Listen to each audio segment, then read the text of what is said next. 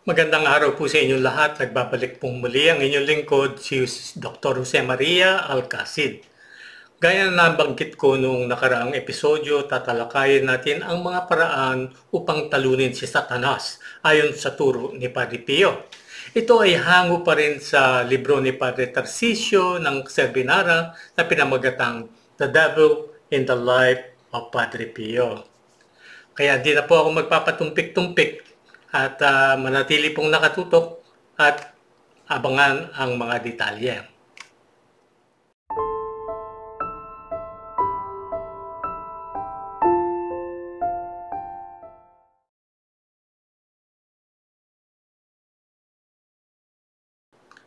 Ang mga ito ay pinagkukunan ni Padre Pio mula sa tradisyonal na ascetisismo o yung pamumuhay ng simple at pagsasakripisyo na kung tungkol sa material na ito ay nag-uugat sa sagradong kasulatan at sa mga turo ng mga santo.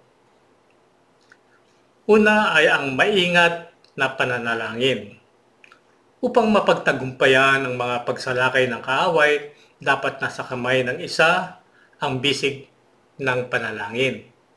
Ang lahat ng pagsisikap ng tao na pinagsama ay hindi sapat upang matagumpay na labanan ng mga patibong at pag-atake ng masamang nilalang.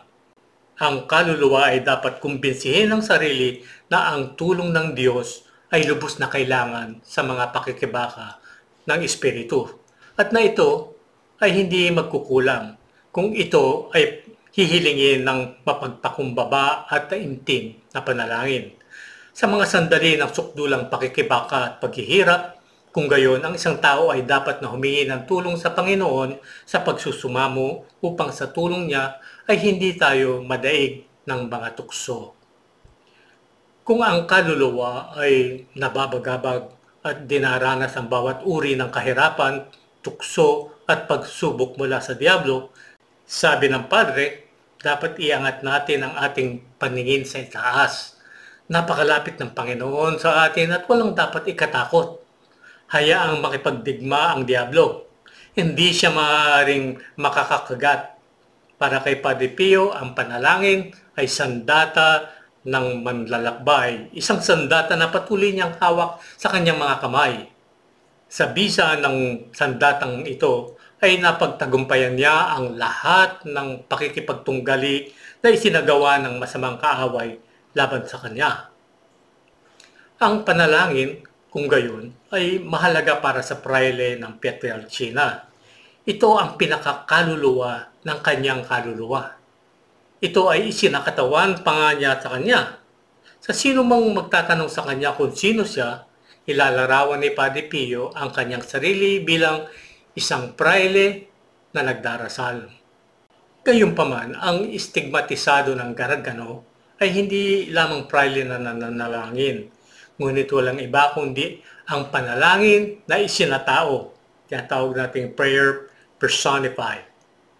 Itinuro ni Padre Pio na dapat nating idagdag ang pagiging mapagmasid sa panalangin. Ang panalangin at pagmamasid ay dalawang bisig na iminungkahi ni Jesus sa mga apostol sa mga sandali ng panganib. Mateo, Kapitulo 26, verso 41. Sa pagbibigay din sa turo ni Jesus, hinihiling ni Padre Pio sa mga kaluluwa na maging mapagbantay. Hindi pa minsan-minsan, ngunit sa lahat ng oras, dahil ang Diablo ay di tumitigil sa kanyang masamang layunin at panunukso. Nais ni Padre Pio, bukod dito, na ang pagbabantay at panalangin ay maging dalawang bisig sa mga kamay ng mga kaluluwang ginagabayan niya upang madaig ang lahat ng mga tukso at gamitin sila ng patuloy nang hindi kailanman humihinto sa kalagitnaan nito. Ang pangalawa ay kababaang loob. Ang mapagbantay na panalangin ayon sa turo ni Padre Pio ay dapat sinasamahan, pinag-uugnay at binubuhay ng kababaang loob. Sa ganitong paraan, hindi tayo nanganganib na malubog sa maalon na dagat dahil kung nilalabanan ng Diyos ang mapagmalaki, binibigyan niya naman ng grasya ang mapagpakumbaba. Santiago, Kapitulo 4, Verso 16. Kapag ang isang tao ay inapi ng tukso sa isipan ni Padre Pio, ang paraan para pilitin ang Diyos na tulungan tayo ay ang kababaang loob ng Espiritu. Ang kapangyarihan ng Diyos ay kayang gawin ng lahat. Ngunit ang mapagpakumbabang nagdurusang panalangin ay nagtatagumpay sa Diyos mismo. Dinadaig lamang ng kaaway ang mapagmataas, mapagmalaki. Ibig sabihin ang mga bukod tanging nagtitiwala sa kanilang sariling lakas lamang na ginagawa silang mahulog sa pinaka nakakatakot na kalaliman. Ang pagpapakumbaba ay malaking kalaban ng Diablo. Ito ay ang masigla ngunit matahimik na pagbabatikos sa kanyang mabangis na pagmamataas. Si Satanas ay natatakot at nanginginig sa harap ng mga mapagpakumbabang kaluluwa. Pangatlo, ang pananampalataya. Ang lahat ng mga bertud, ayon sa turo ni Padre Pio, ay dapat na nakasalalay sa isang di natitinag na pananampalataya na matatag na nakabatay sa makaama at mahabaging kabutihan ng Panginoon. Sa katiyakan ng kanyang patuloy na presensya sa atin at sa kanyang walang hanggang pag-ibig na nagpapahintulot sa mga dumaraang mga pagsubok para lamang sa ikabubuti ng kanyang mga nilalang. Sa makatuwid, dapat nating sandatahan ang ating mga sarili ng pagtitiwala sa Panginoon. Inilalagay lamang ito sa Diyos. Kaya kinakailangan buksan ang puso ng isa kay Jesus ng may banal at walang hangganang katiyakan. Bumabaling sa kanya palagi tulad ng isang anak. Lubos na ikinakatiwala ang sarili sa kanyang banal na puso tulad ng isang bata sa mga bisig ng kanyang ina. At sa makatuwid, iniiwan ang lahat sa kanyang pangangalaga. Bago itanim ang gayong pagtitiwala sa mga kaluluwang ipinagkatiwala sa kanyang ginagabayan, si Padre Pio ay personal na nagmamay-ari nito sa praktikal at bayaning paraan. Natural lamang na sa bisa ng isang doktrina ni nais ni Padre Pio na ang mga kaluluwang iyon ay dapat naganap na hindi magtiwala sa kanilang sarili. Nakuha ni Padre Pio ang pagtitiwalang iyon na kanyang binigyan din ng buong lakas sa kanyang mga espiritual na anak na nagbunga mula sa kanyang pusong nasugatan at nagmula sa katotohanan na ang Diyos ay tapat sa kanyang mga pangako.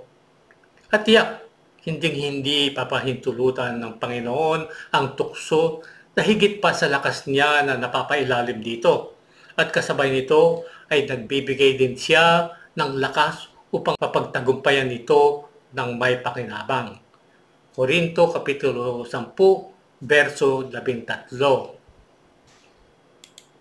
Ang kaluluwang Kristiyano sa makatuwid ay hindi kailanman makapapaniwala kahit isang saglit na hayaan ni Jesus na ang mga hadlang ay hihigit pa sa lakas ng mga sumasaal ilalim sa kanila sa nakapapagod na paglalakbay patungo sa Ama, at sa kabilang dako naman ay walang pag-aalinlangang naniniwala na ang Panginoon ay aakay sa kanya patungo sa tagumpay dala ng patuloy na tulong ng biyaya.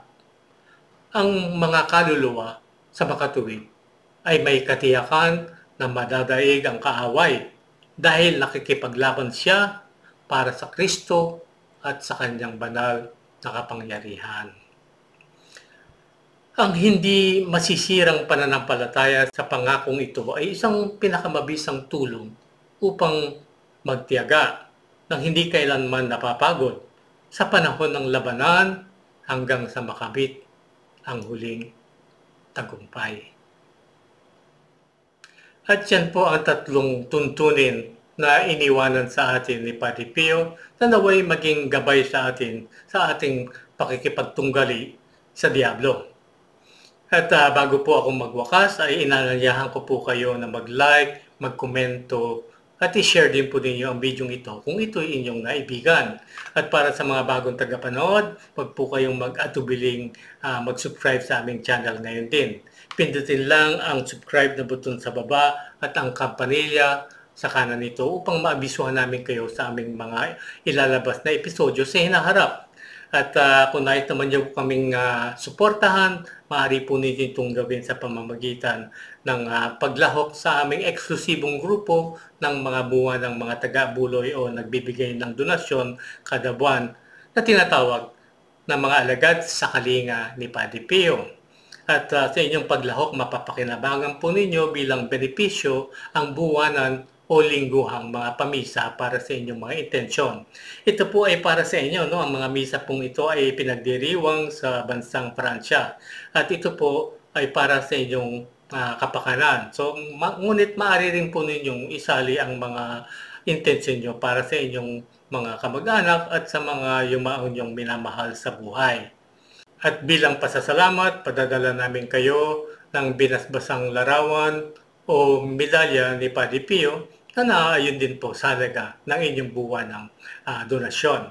At para sa pagbibigay ng donasyon, maaari po itong gawin sa pamamagitan ng pagdeposito sa aming bank account sa BDO, direct deposit po. At siyempre maaari din po sa pamamagitan ng GCash via bank transfer. At meron din po kaming personal na GCash number sa ilalim ng aking pangalan. Pero mas pinapaboran po namin yung GCash via bank transfer dahil diretso na po ito sa aming bank account. At para sa mga karagdagang mga detalye, maaari rin po ninyong bisitahin ang aming website sa www.angtinignipadrepio.org www.angtinignipadrepio.org At maaari rin nyo kaming makipag-ugnayan sa amin sa pamamagitan ng pag-email sa amin sa angtinignipadrepio@gmail.com angtinignipadrepio@gmail.com At dumating na po tayo sa ating pagwawakas. Maraming salamat po sa inyong patuloy na pagtangkilik at panonood. At maraming salamat po sa aming mga miyembro ng mga alagad sa kalinga ni Padre Pio na patuloy pong sumusuporta sa amin. Bahala na po ang Panginoon na gantihan ang inyong kabutihang loob. Hanggang sa muli po nating pagkikita, naway pagpalain kayong lahat ng ating Panginoon Diyos.